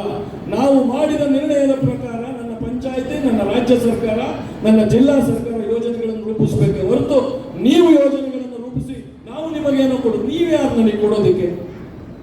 ನಾನು 3 ವರ್ಷ ಜನಪ್ರತಿನಿಧಿಯಾಗಿ ಕೆಲಸ ಮಾಡಿದ್ದೀನಿ. ನಾನು ಕೆಲಸವೇ ನನ್ನ ಅಭಿಪ್ರಾಯಗಳನ್ನ ವೇದಿಕೆಯಲ್ಲಿ ಹೇಳೋದಲ್ಲ. ನೀವೆಲ್ಲ ಬಂದು ಪಂಚಾಯತಿಯಲ್ಲಿ ಕೂತ್ಕೊಳ್ಳೋಕ್ಕಾಗಲ್ಲ ಅಂತ ನನಗೆ ಓಟ್ ಹಾಕೋದ್ರ ಮೂಲಕ ನಿಮ್ಮ ಪರವಾಗಿ ಪ್ರತಿನಿಧಿಸುವ ಕೆಲಸವನ್ನು ಕೊಟ್ಟಿದ್ದೀನಿ. My duty is to represent you. ನೀವೇನು ನನ್ನ ಗ್ರಾಮ ಸಭೆಗಳಲ್ಲಿ ನನಗೆ ಹೇಳ್ತೀರಿ, ಅದನ್ನು ನನ್ನ ವೇದಿಕೆಯಲ್ಲಿ ಪ್ರೆಸೆಂಟ್ ಮಾಡೋದ್ರ ಮೂಲಕ ಅದು ಯೋಜನೆ ಆಗಲಿಕ್ಕೆ ರೂಪಿಸಲಿಕ್ಕೆ ಪ್ರಯತ್ನ ಮಾಡಬೇಕು. ಹಾಗಾದ್ರೆ ಗ್ರಾಮ ಸಭೆಗೆ ನಾನು ನಿರ್ಣಯ ಮಾಡ್ತೀನಿ ಸರ್, ಅದೆಲ್ಲ ಆಗುತ್ತೆ, ಆಗಲೇಬೇಕು. Section 3E of the panchayat Raj act, ಗ್ರಾಮ ಸ್ವರಾಜ್ ಮತ್ತು ಪಂಚಾಯತ್ ರಾಜ್ ಆಕ್ಟ್ ಹಿರಿಯರು ಮಾಡಿದ್ದು, ಮಾನ್ಯರು ಮಾಡಿದ್ದು ಎಷ್ಟು ಚೆನ್ನಾಗಿ ಹೇಳ್ತಂದ್ರೆ ಇದಕ್ಕಿನ್ನ ಅಧಿಕಾರ ಏನು ಬೇಕು? ಕೇಂದ್ರ, ರಾಜ್ಯ, ಜಿಲ್ಲಾ ವಲಯದ ಎಲ್ಲ ಯೋಜನೆಗಳನ್ನು ರೂಪಿಸುವುದು, ಅನುಷ್ಠಾನ ಮಾಡುವುದು, ಮೇಲುಸ್ತುವಾರಿ ಮಾಡುವುದು, ಮೌಲ್ಯಮಾಪನ ಮಾಡುವುದು ಆ ಗ್ರಾಮ ಸ್ವರಾಜ್ಯದ ಮೂಲ ಘಟಕವಾದ ಗ್ರಾಮ ಸಭೆಯೊಂದಾಗಿರತಕ್ಕದ್ದು. ಮಾಡಬಹುದು ಅಂತಿಲ್ಲ, ಮೇ ಅಂತ ಇಲ್ಲ. ಇಂಗ್ಲಿಷಲ್ಲಿ ನಿಮ್ಮ ಸಂವಿಧಾನದಲ್ಲಿ, ಕಾನೂನಲ್ಲಿ ಮೇ ಅಂಡ್ ಶೆಲ್ ಅಂತ ಬಳಸ್ತಾರೆ. ಮೇ ಅಂದ್ರೆ ಮಾಡಬಹುದು, ಬಿಡಬಹುದು. ಶೆಲ್ ಅಂದ್ರೆ ಮಾಡಲೇಬೇಕು. ಶೆಲ್ ಅಂತ ಬಳಸಿದ್ದಾರೆ ಹಿರಿಯರು. ಈ ನಿರ್ಣಯಕ್ಕೆ ಮೇಲಿನ ಹಂತದ ಎಲ್ಲ ಸರ್ಕಾರಗಳು ಬದ್ಧವಾಗಿರತಕ್ಕದ್ದು. ನೀವು ಮಾಡಿದ ನಿರ್ಣಯವನ್ನು ಯಾರು ಬದಲಿಸಲಿಕ್ಕೆ ಸಾಧ್ಯ ಇಲ್ಲ. ಆಗ್ತಾ ಇದೆಯಾ? ಯಾಕೆ ಆಗ್ತಾ ಇಲ್ಲ? ನಾವು ಭಾಗಿದಾರರಾಗ್ತಾ ಇಲ್ಲ. ಇನ್ನು ನೀವು ಪಂಚಾಯತ್ ಸಭೆಗೆ ಬರೋಣ. ಒಂದು ಬಾಬಾ ಸಾಹೇಬರು 1933 ಬಾಂಬೆ ಪ್ರಾವಿನ್ಸಿಯಲ್ ಅಸೆಂಬ್ಲಿ ಹೇಳಿದ್ರು, ನಮಗೆ ಪಂಚಾಯತ್ ವ್ಯವಸ್ಥೆಯೊಳಗೆ I need special representation to fight for my rights. ನನ್ನ ಜನ ಅವರ ಹಕ್ಕುಗಳಿಗಾಗಿ ಹೋರಾಟ ಮಾಡಲಿಕ್ಕೆ ನನಗೆ ಸ್ಪೆಷಲ್ ರೆಪ್ರೆಸೆಂಟೇಷನ್ ಬೇಕು. ಸಿಕ್ಕಿದೆಯಲ್ಲ ಇವತ್ತು 25%. ಏನ್ ನಿಮ್ ಕೆಲಸ ಆಯ್ಕೆ ಆಗೋದು? You should fight for the representative. ನಿಮ್ಮ ಹಕ್ಕುಗಳಿಗಾಗಿ ಹೋರಾಟ ಮಾಡಬೇಕು. ಎಷ್ಟು ಜನ ಕೇಳಿದಿರಿ ಸ್ವಾಮಿ 25% ಎಷ್ಟು ಖರ್ಚಾಗಿದೆ ಅಂತ ಲೆಕ್ಕ ಕೇಳಿದ್ದೀರಾ? ಪ್ರತಿ ವರ್ಷ ಅವನು ಆಡಿಟ್ ರಿಪೋರ್ಟ್ ಮಂಡಿಸಬೇಕು. ಆಡಿಟ್ ರಿಪೋರ್ಟ್ ಇವತ್ತು ನೀವು ವಾಪಸ್ ತೆಗೆಸಿ ನೋಡಿ, ನಿಮಗೆ ಕ್ಲೀನ್ ಆಗಿ ರಿಫ್ಲೆಕ್ಟ್ ಆಗುತ್ತೆ 25% ಅನ್ನ ಯಾವುದೇ ಪಂಚಾಯತಿ ಖರ್ಚಾಗಿಲ್ಲ. ನಾನು ಪಂಚಾಯತಿ ವ್ಯವಸ್ಥೆಯಲ್ಲಿ 15 ವರ್ಷ ಕೆಲಸ ಮಾಡಿ ಒಕ್ಕೂಟದ ಅಧ್ಯಕ್ಷನಾಗಿ ಹೇಳ್ತೀನಿ, ಯಾವುದೇ ಪಂಚಾಯತಿಯಲ್ಲಿ 100ಕ್ಕೆ 100 ಭಾಗ 25% ಖರ್ಚಾಗಿಲ್ಲ. ಇನ್ನು ಯಾವ ಮನಸ್ಥಿತಿಲಿದ್ದೇವೆ ಸರ್ ನಾವು? ಯಾಕೆ ಅಧಿಕಾರಿಗಳು ಕೇಳಲಿಲ್ಲ? ಮೊದಲನೇ ಪ್ರಶ್ನೆ. ಎಲ್ಲ ರಿವ್ಯೂ ಆಗುತ್ತಲ್ವಾ? ಸಾಹೇಬ್ರು ರಿವ್ಯೂ ಮಾಡ್ತಾರಲ್ವಾ? ಜಿಲ್ಲಾ ಪಂಚಾಯತ್ ಸಿಇಒ ರಿವ್ಯೂ ಮಾಡ್ತಾರಲ್ವಾ? ಇದ್ಯಾಕೆ ರಿವ್ಯೂ ಆಗೋದಿಲ್ಲ? ಏನಕ್ಕೆ 25% ಖರ್ಚಾಗಿಲ್ಲ ಅಂತ ಯಾಕೆ ಹೇಳಿಲ್ಲ? ಯಾಕೆಂದ್ರೆ ಈ ದೇಶಕ್ಕೆ ಇನ್ನು ಅಧಿಕಾರವನ್ನು ಬಿಟ್ಟುಕೊಡುವ, ಎಲ್ಲರೂ ಸಮಾನರು ಎನ್ನುವ ಸಾಮಾಜಿಕ ನ್ಯಾಯದ ಪರಿಕಲ್ಪನೆ ಇಲ್ಲ. ಓನ್ಲಿ ಪೊಲಿಟಿಕಲ್ ಫ್ರೀಡಮ್ ಅಷ್ಟೇ ಸಿಕ್ಕಿರೋದು. ಈ ಕಾನೂನು ಮಾಡದಿದ್ರೆ ಅಧಿಕಾರನೂ ಕೊಡ್ತಿರ್ಲಿಲ್ಲ. ನಾನು ಒಂದು ಸಣ್ಣ ಉದಾಹರಣೆ ಹೇಳ್ತೀನಿ ಸರ್. ಮನಸ್ಥಿತಿ ಇವೆಲ್ಲ ಆಗಬೇಕು ಅಂದ್ರೆ ಕೆಪಾಸಿಟಿ ಬಿಲ್ಡಿಂಗ್ ಆಗ್ಬೇಕು ಸರ್. ನಮ್ಗೆ ಇದ್ರ ಅರಿವು ಬರಬೇಕು. ಎಲ್ಲ ಪ್ರತಿನಿಧಿಗಳಿಗೆ ಇದ್ರ ಅರಿವು ಬರಬೇಕು. ಅದಕ್ಕೆ ಅಬ್ದುಲ್ ನಜೀರ್ ಸಾಬ್ ಪಂಚಾಯತ್ ರಾಜ್ ಸಂಸ್ಥೆ, ಗ್ರಾಮೀಣಾಭಿವೃದ್ಧಿ ಪಂಚಾಯತ್ ರಾಜ್ ಸಂಸ್ಥೆ ತರಬೇತಿ ವಿನ್ಯಾಸಗೊಳಿಸುತ್ತೆ. ಅದರಲ್ಲಿ ಪರಿಶಿಷ್ಟ ಜಾತಿ ಪಂಗಡದವರು ಸಪರೇಟ್ ಟ್ರೈನಿಂಗ್ ಮಾಡ್ತಾರೆ. ನಿಮ್ಮ ಹಕ್ಕುಗಳೇನು ಅದನ್ನು ಮಾಡ್ಯೂಲ್ನ ತಯಾರು ಮಾಡಬೇಕಾದ್ರೆ ಒಬ್ಬ ಅಧಿಕಾರಿ ಆ ಮಾಡ್ಯೂಲ್ನ ACS ಯಾವತ್ತೂ ಮಾಡ್ಯೂಲ್ನೆಲ್ಲ ಅಪರ ಮುಖ್ಯ ಕಾರ್ಯದರ್ಶಿಗಳು ಮಾಡ್ಯೂಲ್ ನೋಡಲ್ಲ, ಟ್ರೈನಿಂಗ್ ಆಯ್ತಾ ಇಲ್ವಾ ನೋಡ್ತಾರೆ. SC/ST ಮಾಡ್ಯೂಲ್ ಮಾತ್ರ ತರಿಸ್ಕೊತಾರಂತೆ. ಇದು ಬೇಡ್ರಿ ತೆಗೀರಿ, ಈ ಸಬ್ಜೆಕ್ಟ್ ಬೇಡ ಅಂದ್ರೆ ಎಲ್ಲಿದ್ದೀವಿ ನಾವು? ಇದನ್ನ ಯಾರು ಕಾಪಾಡಬೇಕು? ಇದು ಎಲ್ಲಿ ಬದಲಾಗಬೇಕು? ನಮಗೂ ಅರ್ಥ ಆಗೋದಿಲ್ಲ. ಈ ನಿಟ್ಟಿನಲ್ಲಿ ಬಹಳ ದೊಡ್ಡ ಹೋರಾಟವನ್ನ ಮತ್ತು ನಾನು ಸಂಘಟನೆಗಳನ್ನ ಕೇಳ್ತೀನಿ. ಇವತ್ತು ಹೋರಾಟದ ಜೊತೆಗೆ ಅರಿವು ಮೂಡಿಸೋ ಕೆಲಸವನ್ನು ನಾನು ತುಂಬಾ ಕೃಷ್ಣಪ್ಪನವ್ರನ್ನೆಲ್ಲ ಓದ್ಕೊಂಡಿದ್ದೀನಿ. ನನ್ನ ಗೆಳೆಯರ ಜೊತೆ ಅವ್ರ ಜೊತೆ ಒಡನಾಡಿದ್ದೀನಿ. ಬಹುತೇಕ ನಾನು ಅಬ್ಸರ್ವ್ ಮಾಡಿದೆ. ನಾನು ಈ ಸಮುದಾಯದಲ್ಲಿ ಹುಟ್ಟಿದವನಲ್ಲ, ನಾನು ಪ್ರಿವಿಲೇಜ್ ಇದ್ರಲ್ಲಿ ಹುಟ್ಟಿದವನು. ಆದ್ರೆ ಸಮುದಾಯಗಳ ಜೊತೆ ಒಡನಾಡಿದ್ದೀನಿ. ಸುತ್ತ ನೋಡಿದ್ರೆ ನನ್ನ ಕಣ್ಣಲ್ಲಿ ನೀರು ಬರುತ್ತೆ. ಯಾರು ನೀವು ಕೃಷ್ಣಪ್ಪನವ್ರ ಜೊತೆ ಹೋರಾಟ ಮಾಡಿದ್ರಿ, ಕೃಷ್ಣಪ್ಪ ಜೊತೆ ಅಧ್ಯಯನ ಶಿಬಿರಗಳಲ್ಲಿ ಭಾಗವಹಿಸಿದ್ರಿ, ಕೃಷ್ಣಪ್ಪನವರಿಂದ ನಿಮಗೆ ಏನು ಸಂಸ್ಕಾರ ದೊರೀತು, ನೀವೆಲ್ಲ ಒಳ್ಳೆ ಸ್ಥಿತಿಗೆ ಬಂದ್ಬಿಟ್ರಿ. ಇವತ್ತಿನ ಹುಡುಗರು ಎಜುಕೇಟ್ ಅಂತಾರೆ ಸರ್. ನಾನು ಪಂಚಾಯತ್ ರಾಜ್ ವ್ಯವಸ್ಥೆ ಒಳಗಡೆ ಇರೋದ್ರಲ್ಲಿ ಹೇಳ್ತೀನಿ, ನನ್ನ ಊರಿನಲ್ಲಿ ಶಾಲೆ ಎಲ್ಲಾಗಬೇಕು, ನನ್ನ ಪಂಚಾಯತಿ ಒಳಗೆ ಯಾವ ಶಾಲೆ ಮುಚ್ಚಬೇಕು ತೆರಿಬೇಕು ಅನ್ನೋದು ಪಂಚಾಯತ್ ಪಂಚಾಯತಿಗೆ ಇರುವ ಅಧಿಕಾರ. ಇವತ್ತು ಎಲ್ಲ ಸರ್ಕಾರಿ ಶಾಲೆಗಳನ್ನು ಮುಚ್ಚುವ ಯೋಜನೆಯನ್ನ ಇವತ್ತಿನ ಸರ್ಕಾರ ಮಾಡ್ತಿದೆ. ಮ್ಯಾಗ್ನೆಟ್ ಸ್ಕೂಲ್ ಹೆಸರಲ್ಲಿ ಯಾರು ಮಾತಾಡಿದೀವಿ ನಾವು? ನೀವೊಂದು ಡಾಟಾ ತೆಗೆದು ನೋಡಬೇಕು. ನಾನು ಡಾಟಾ ತೆಗೆದು ನೋಡಿದ್ದೀನಿ ಪ್ರಥಮನೋದು. ನಾನೊಂದು ನಮ್ಮೂರಿನ ಸರ್ಕಾರಿ ಶಾಲೆ ಜೊತೆ 27 ವರ್ಷದಿಂದ ಕೆಲಸ ಮಾಡ್ತೀನಿ. ನನ್ನ ಸುತ್ತಮುತ್ತಲಿನ ಬಡವ್ರ ಮಕ್ಕಳಿಗೆ ತೊಂದರೆ ಆಗಬಾರ್ದು, ಈ ಭಾಗದಲ್ಲಿ ತಿಳುವಳಿಕೆ ಇರೋ ನನ್ನ ಜವಾಬ್ದಾರಿ ಇದೆ ಅಂತ 45 ಹಳ್ಳಿ ಮಕ್ಕಳು ಬರ್ತಾರೆ ನನ್ನ ಹತ್ರ. ಸರ್ಕಾರಿ ಶಾಲೆಗೆ ಇವತ್ತು ಓದ್ತಿರೋರು ಪ್ರಥಮ ಅಂತ ಒಂದು ವರದಿ ಇದೆ. ಅವ್ರು ಪ್ರತಿ ವರ್ಷ ಎಜುಕೇಶನ್ ಮೇಲೆ ಇಡೀ ಇಂಡಿಯಾದನ್ನ ವರದಿನ ಮಾಡ್ತಾರೆ, ಸಮೀಕ್ಷೆ ಮಾಡಿ. 80% of the students in government school belongs to SC, ST and OBC. 80%, only 20% belongs to general category. Reverse in a private school, only 20% is SC, ST, 80% in privileged classes. ಈ 80% SC, ST ಮಕ್ಕಳು ಮತ್ತು ಹಿಂದುಳಿದ ಮಕ್ಕಳು ಓದ್ತಿರುವಂತ ಶಾಲೆಯನ್ನ ನನ್ನ ಗ್ರಾಮ ಪಂಚಾಯತಿಗೆ ಅಧಿಕಾರ ಚಲಾಯಿಸಕ್ಕೆ ನೀವು ಬಿಡದಲೆ, ನಾವು ತೀರ್ಮಾನ ಮಾಡಕ್ಕೆ ಬಿಡದಲೆ ಬೆಂಗಳೂರಲ್ಲಿ ಕೂತ್ಕೊಂಡು ಮುಚ್ತಾ ಇದ್ದೀರಿ ಅಂದ್ರೆ ನೀವು ಯಾರಿಗೆ ಅನ್ಯಾಯ ಮಾಡ್ತಿದ್ದೀರಿ? ಒಂದು ಕಡೆ ನಾನು ಚುನಾವಣೆ ಮಾಡಲ್ಲ, ನಾನು ಭಾಗಿದಾರನಾಗಿ ನಿರ್ಣಯ ಮಾಡುವ ಎಲ್ಲ ಅವಕಾಶವನ್ನು ಕಿತ್ಕೊಂಡಿದ್ದೀರಿ. ಪೊಲಿಟಿಕಲ್ ಪವರೇ ಇಲ್ಲ. ಸೋಷಿಯಲ್ ಜಸ್ಟಿಸ್ ಆಮೇಲೆ ಮಾತಾಡೋಣ, ಎಕನಾಮಿಕ್ ಜಸ್ಟಿಸ್ ಆಮೇಲೆ ಮಾತಾಡೋಣ. ನಿರ್ಣಯ ತೆಗೆದುಕೊಳ್ಳುವ ಜಾಗದಲ್ಲಿ ನಾನು ಕುಳಿತುಕೊಳ್ಳೋದನ್ನು ನೋಡ್ಕೊಂಡಿದ್ದೀನಿ ನೀವು ವ್ಯವಸ್ಥಿತವಾಗಿ.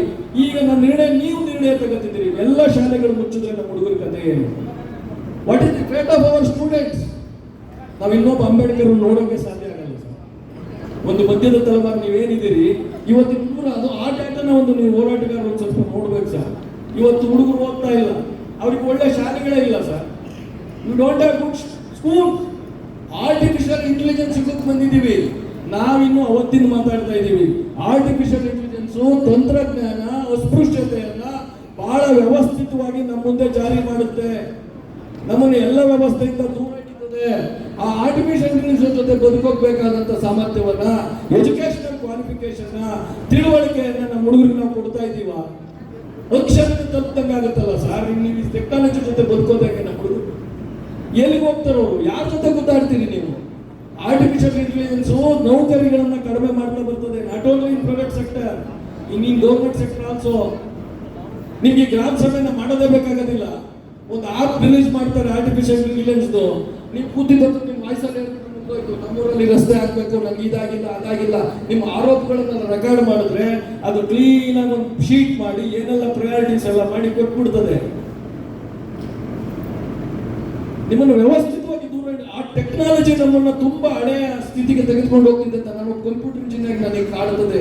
ಈ ನಿಟ್ಟಿನಲ್ಲಿ ನಾವು ಎಚ್ಚರಿಕೆ ಹೊಸ ಹೋರಾಟಗಳನ್ನ ಎಲ್ಲೆಲ್ಲಿ ನಮ್ಮ ಮಕ್ಕಳಿಗೆ ತೊಂದರೆ ಆಗ್ತಿದೆ ಅನ್ನೋದನ್ನು ನೋಡಬೇಕಾಗುತ್ತೆ. ಇವತ್ತು ಪಂಚಾಯತ್ ರಾಜ್ ವ್ಯವಸ್ಥೆ ದುರ್ಬಲ ಆಗೋದ್ರಿಂದ ಇದು ನಮಗೆ ಈ ತರದ್ದೆಲ್ಲ ಸಮಸ್ಯೆಗಳಾಗ್ತವೆ. ಇಲ್ಲಿ ನಾವು ಭಾಗವಹಿಸಬೇಕಲ್ಲ. ಮುಂದೆ ಚುನಾವಣೆ ಬರ್ತಿದೆ. ನಾನು ರಿಕ್ವೆಸ್ಟ್ ಮಾಡ್ತೀನಿ, ಯಾರ್ಯಾರು ಎಜುಕೇಟೆಡ್ಸ್ ಇದ್ದೀರಿ, ಸೋಕಾಲ್ಡ್ ಹೋರಾಟಗಾರಿದ್ದೀರಿ, ನೀವೇನು ಹೋರಾಟ ಮಾಡ್ತಿದ್ದೀರಿ, ದಯವಿಟ್ಟು ಬಾಬಾ ಸಾಹೇಬ್ ಹೇಳ್ತಾರೆ ಸಂವಿಧಾನ ಬರೆದು ಕೊನೆ ಕೊಟ್ಟಿದ್ದೀನ, ಇನ್ಮೇಲೆ ಹೋರಾಟದ ಯುಗ ಮುಗೀತು, ಇನ್ಮೇಲೆ ಸಂವಿಧಾನ ಕೊಟ್ಟಿದ್ದೀನಿ, ಸಂವಿಧಾನ ಬಳಸಿ ನಿಮ್ಮ ಹಕ್ಕುಗಳನ್ನ ಪಡೆದುಕೊಳ್ಳಿ, ನಾಟ್ ಇನ್ ರೋಡ್ಸ್ ಅಂತ. ನಾನು ಅದನ್ನು ಹೇಳ್ತೀನಿ. ನೀವು ಯಾರು ತಿಳುವಳಿಕೆ ಇದ್ದೀರಿ, ನಿರ್ಧಾರ ಮಾಡುವ ಸ್ಥಾನಮಾನಗಳಿಗೆ ನೀವು ಬರಬೇಕು. ನಿಮ್ಮ ಊರಿನಲ್ಲಿ ಗ್ರಾಮ ಪಂಚಾಯತಿ ಚುನಾವಣೆ ನಿಲ್ಬೇಕು, ಜಿಲ್ಲಾ ಪಂಚಾಯತಿ ನಿಲ್ಬೇಕು, ತಾಲೂಕ್ ಪಂಚಾಯತಿ ನಿಲ್ಬೇಕು, ಕಾರ್ಪೊರೇಷನ್ ಮುನ್ಸಿಪಾಲಿಟಿಗಳಿಗೆ ನಿಲ್ಬೇಕು. ನಿಮ್ಮ ಹಕ್ಕುಗಳಿಗೋಸ್ಕರ ಆ ಸ್ಥಾನಮಾನದಿಂದ ಹೋರಾಟ ಮಾಡಿ. ಜಕ್ಕಪ್ಪನವ್ರು ಸಹ ಹೋರಾಟ ಮಾಡ್ತಿದ್ರಲ್ಲ, ಆ ಥರದ್ದು ಧ್ವನಿಗಳು ಸ್ಥಳೀಯ ಸರ್ಕಾರಗಳಲ್ಲಿ ಗಟ್ಟಿಯಾದಾಗ ನಿಮಗೆ ಸಿಗಬೇಕಾದ ನ್ಯಾಯ ಸಹಜವಾಗಿ ಸಿಗುತ್ತೆ. ಅದಕ್ಕೆ ಬೇಕಾದ ಎಲ್ಲ ಪ್ರೊಟೆಕ್ಷನ್ ಅನ್ನ ಪಂಚಾಯತ್ ರಾಜ್ ಕಾಯ್ದೆ ಸಂವಿಧಾನ ಮೂಲಕ ಕೊಟ್ಟಿದೆ. ನಮ್ಮಲ್ಲಿ ಸಾಮಾಜಿಕ ನ್ಯಾಯ ಸಮಿತಿ ಇದೆ ಸರ್. ಅಧ್ಯಕ್ಷರು SC ಅಥವಾ ST ಅವ್ರು ಆಗ್ಬೇಕು, ಹೆಣ್ಮಗಳು ಆಗ್ಬೇಕು ಅಂತಿದೆ. ಜಂಗಿ ಸಾಹೇಬ್ ಎಷ್ಟು ಪಂಚಾಯತಿಗಳಲ್ಲಿ ಸಾಮಾಜಿಕ ನ್ಯಾಯ ಸಮಿತಿ ಆನ್ ಪೇಪರ್ ಇರ್ಬೋದು. ಅದು ಯಾವಾಗ ಸರ್? ಮೊದಲನೇ ಟರ್ಮಲ್ಲಿ ಬರೀತಾರೆ. ರೊಟೇಷನ್ ಆಗಿ 30 ತಿಂಗಳಿಗೆ ಇನ್ನೊಬ್ರು ಅಧ್ಯಕ್ಷ ಆಗ್ತಾರಲ್ಲ, ಕಮಿಟಿ ರಿವೈವ್ ಆಗಲ್ಲ. ಯಾಕೆ ಆಗ್ತಾ ಇಲ್ಲ ನೋಡಿ? ಹೆಂಗೆ ಈ ದೇಶದಲ್ಲಿ ವ್ಯವಸ್ಥಿತವಾಗಿ ಎಲ್ಲವೂ ಕೊಟ್ಟು ಕಿತ್ಕೊಳೋದು ಅಂತ ನೋಡಿ. ನಮ್ಮ ಕಡೆ ಹೇಳ್ತಾರೆ ಕೊಟ್ಟು ಕಿತ್ಕೊಳೋದು ಅಂತ. ಕೊಟ್ಟಂಗೂ ಇರ್ಬೇಕು, ಕಿತ್ಕೊಂಡಂಗೂ ಇರ್ಬೇಕು. ಸಾಮಾಜಿಕ ನ್ಯಾಯ ಸಮಿತಿ ಹೆಂಗ್ ಕೆಲಸ ಮಾಡಬೇಕು, ಏನೆಲ್ಲ ವಿಷಯಗಳನ್ನು ನಾವು ಚರ್ಚೆ ಮಾಡಬೇಕು, ಅಲ್ಲಿ ಆದ ನಿರ್ಣಯಕ್ಕೆ ಸಾಮಾನ್ಯ ಸಭೆ ಒಳಗಡೆ what is the sanctity of that resolution, how to implement that resolution. ಇವತ್ತಿನ ತನಕ ಬರ್ದಿಲ್ಲ ಸರ್ ಸ್ಟ್ಯಾಂಡಿಂಗ್ ಕಮಿಟಿಗೆ ರೂಲ್ಸ್. 2016ರಿಂದ I am fighting for it. ಇವತ್ತು ಹೇಳ್ತಾರೆ ನಮ್ಮ ಟೇಬಲ್ ಮೇಲಿದೆ, ನಾಳೆ ಬಿಡ್ತೀವಿ, ನಾಡಿದ್ದು ಬಿಡ್ತೀವಿ. Even today it's on the table of commissioner. ಆ ಅಧ್ಯಕ್ಷಕ್ಕೆ ನಾನು ಏನ್ ಮಾಡ್ಬೇಕು ಅಂತಾನೆ ಗೊತ್ತಿಲ್ಲ sir.